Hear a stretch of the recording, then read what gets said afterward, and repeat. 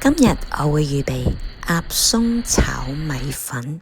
首先將米粉浸軟佢，浸到佢軟身。材料非常簡單，浸完米粉可以揀鴨鬆或者大家鍾意嘅肉類，蔥同埋一啲嘅乾蔥。先起油鑊，再放入鴨鬆，慢慢將兩邊煎到去金黃色。跟住呢，我哋就攞返起嚟，預備一陣間炒米粉用嘅。炒米粉之前，我哋落少少油，放入乾蔥，炒香佢，跟住放入米粉，慢慢煎佢一陣。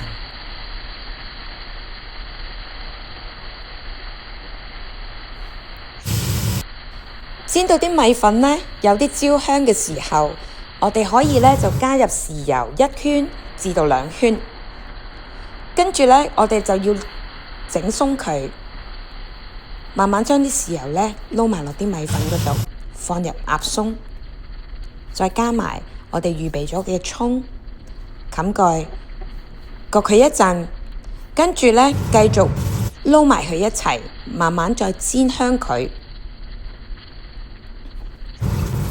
話咁快，呢個鴨鬆炒米咁就完成㗎喇，上碟。哇，睇到都想食啊！希望大家喜歡啦，多謝收睇。